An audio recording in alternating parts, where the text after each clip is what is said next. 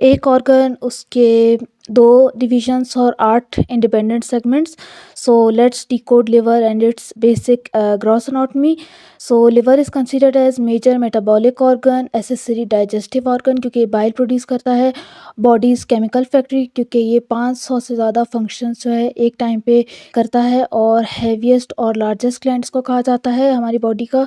ये upper quadrant में present होता है एब्डोमिनल कैविटी के। It is wedge shaped, reddish brown in colour, 6 inches wide, और होल्ड करता है 13% जो है बॉडी का ब्लड किसी भी मोमेंट पे।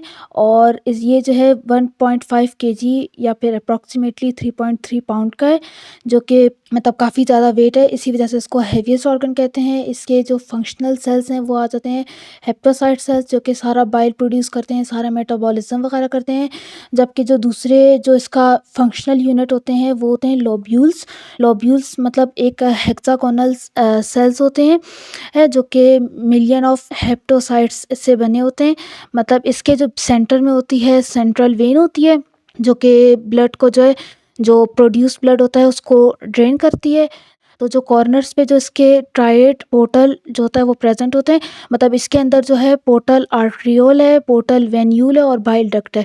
मतलब पोर्टल आर्ट्रियोल, पोर्टल वेन्यूल से जो है वो ब्लड मूव करता है हेप्टोसाइट सेल्स में। मतलब सारे बीच में जो है हेप्टोसाइट सेल्स हैं, उधर से सारा ब्लड जो है वो प्रोसेस होके फाइनली जो है सेंट्रल वेन के अंदर जाता है। जबकि जो बाइल डक्ट जो होता है उसके अंदर से जो बाइल की मूवमेंट होती है वो बिल्कुल ऑपोजिट होती है, वो पोर्टल ट्रायड की तरफ होती है। ये जो मूवमेंट वगैरह होती है ये सारी की सारी साइनसॉइड जो होती है, छोटी छोटी आर्टरीज होती है, उसके थ्रू होती है।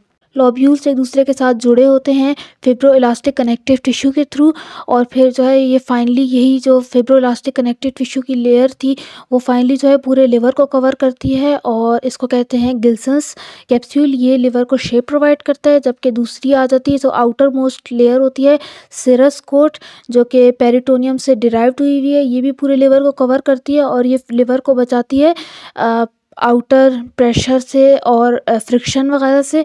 ये मतलब काफ़ी थिन लेयर है, और इसके ये जो है 2 जगहों पर नहीं होती। एक तो हमारा जो हेपेटिक हिलम होता है जहाँ पर जो कि ओपनिंग है आर्टरीज और वेन्स के लिए, और दूसरा एक बेयर पार्ट होता है, उसके अलावा जो है इसने पूरे लिवर को कवर किया होता है। सो जो हेपेटिक हिलम है वो ओपनिंग प्रोवाइड करता है कि हेपेटिक आर्टरीज वगैरह वेन्स लिवर के अंदर एंटर हो जाए और उसको ब्लड सप्लाई वगैरह दे। तो जो इसके अंदर जो हमारा लिवर है उसकी जो ब्लड सप्लाई है वो 2 हेपेटिक आर्टरी जो है 25% ब्लड सप्लाई करती है ऑक्सीजनेटेड ब्लड लिवर को। हेपेटिक पोर्टल वेन जो है वो 75% न्यूट्रिएंट वाला ब्लड सप्लाई करती है, जो कि गैस्ट्रो इंटेस्टाइनल ट्रैक्ट से, स्प्लीन्स और पैंक्रियास से होकर जो है वो लिवर में जाता है, जो कि उसको फर्दर प्रोसेस किया जाता है। और हेपेटिक वेन जो है वो जो सारा जो ब्लड होता है उसको ड्रेन करती है इंफीरियर वेना कैवा में। और जो हमारे जो लिवर होता है उसकी नर्व सप्लाई होती है वेगस नर्व, जो कि हर इंटरनल ऑर्गन को सप्लाई करती है।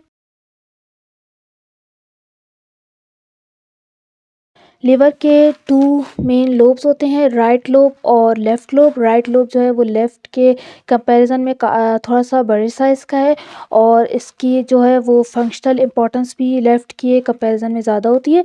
जबकि हम अगर नीचे से देखें तो हमें 2 एक्स्ट्रा लोब भी नज़र आते हैं। First one is caudate lobe और the second one is quadrate lobe. और एक और क्लासिफिकेशन सिस्टम होता है कॉर्नेट क्लासिफिकेशन सिस्टम, जिसमें जो है वो लोब्स को जो है वो फंक्शनली 8 इंडिपेंडेंट सेगमेंट्स में डिवाइड किया जाता है। अब इनकी डिवाइड करने का ये है वजह, क्योंकि ये सेगमेंट्स जो है वो एक दूसरे से अलग जो होते हैं काम करते हैं, जैसे कि एक दूसरे के ऊपर डिपेंडेंट नहीं है। ये सर्जरी के लिए इंपॉर्टेंट होता है कि अगर एक रिमूव कर दें तो दूसरे का उसके ऊपर कोई इफेक्ट नहीं आए। सो फर्स्ट जो है इसको क्लॉकवाइज डायरेक्शन में जो है वो नंबरिंग दी जाती है। कॉर्डेट लोब जो होता है वो दोनों लेफ़्ट और right branches of portal vein से जो है वो सप्लाई लेता है।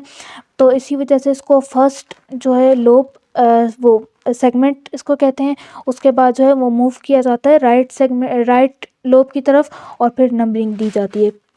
इसमें सेंटर में जो है वो हर एक जो हमारा सेगमेंट होता है उसमें सेंटर में पोर्टल वेन, हेपेटिक आर्टरी और बाइल डक्ट होती है। जबकि पेरिफ्री में जो है वो हेपेटिक वेन जो है वो सप्लाई करती है।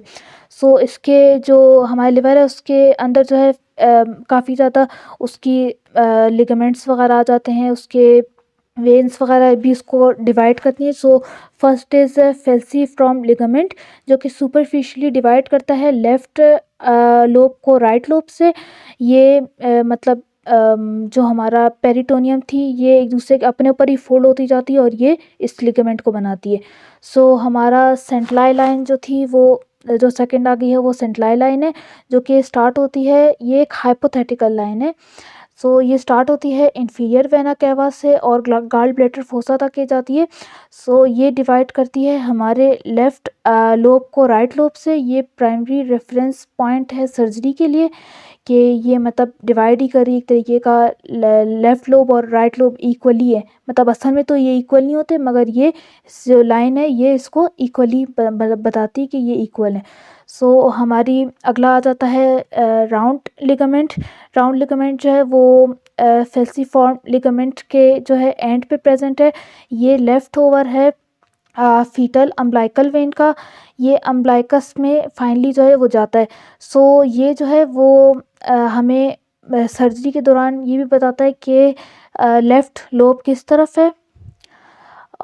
अगला लिगामेंट है कोरोनरी लिगामेंट, जो कि क्राउन शेप्ड का है और ये इसकी 2 लेयर्स है, ये काफ़ी बड़ा लिगामेंट है।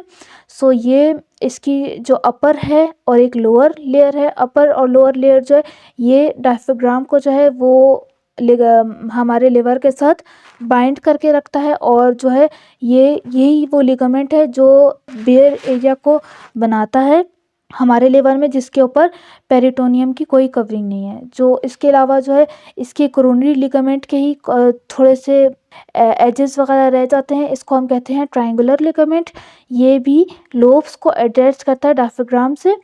और इसके अलावा जो होता है हमारा जो राइट और जो लेफ़्ट हेपेटिक वेन है वो भी लोब्स को डिवाइड करती है। जो राइट हेपेटिक वेन है वो लोब को जो हमारा राइट लोब है उसको डिवाइड करती है एंटीरियर और पोस्टीरियर सेगमेंट में, जबकि जो हमारी लेफ़्ट हेपेटिक वेन है वो डिवाइड करती है लोब को लेफ़्ट लोब को मीडियल और लेटरल सेगमेंट में। एनाटॉमिकल इम्प्रेशंस इधर ऑर्गन्स वगैरह फिट होते हैं और ग्रूव्स और फिशर्स वगैरह इसमें सब आ जाते हैं। तो फर्स्ट इज आ जाती है राइट लोब के अंडर जो होती है कोलिक इम्प्रेशन आता है और रेनल इम्प्रेशन आते हैं जो कि काफ़ी डीप है जिसके अंदर राइट किडनी फिट होती है। और इसी के साथ आ जाती है गाल ब्लैडर इम्प्रेशन जिसके अंदर गाल ब्लैडर फिट होता है। अब ये जो हमारी रेनल इम्प्रेशन थी उसके ऊपर जो है सुप्रा रेनल इम्प्रेशन भी होती है जो कि ट्रायंगुलर इम्प्रेशन है। ये बेयर एरिया और कॉर्डेट लोब के बीच में, जिसके अंदर सुप्रा रेनल ग्लैंड जो होता है वो फिट होता है। अब इसके अलावा जो इसके ही मीडियली रेनल इम्प्रेशन के मीडियली ही डिडिनल इम्प्रेशन होती है जिसके अंदर डिसेंडिंग डिडिनम जो होता है वो फिट होता है।